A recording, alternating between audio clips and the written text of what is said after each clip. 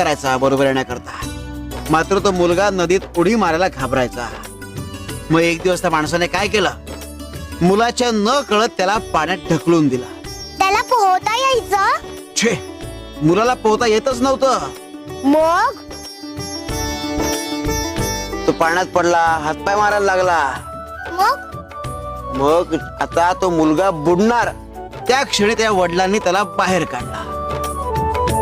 पुन्हा एकदा वडिलांनी मुलाच्या न कळत त्याला पाण्यात ढकलला. आता आम्हाला सांग, ह्यावेळी मुलाने किती वेळ तग धरला असेल? त्याने पुन्हा तेवढाच वेळ तग धरला असेल.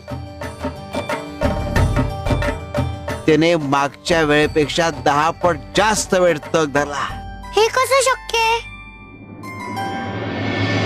कारण त्याला विश्वास होता की तो बुडायला लागला तर त्याचे वडील त्याला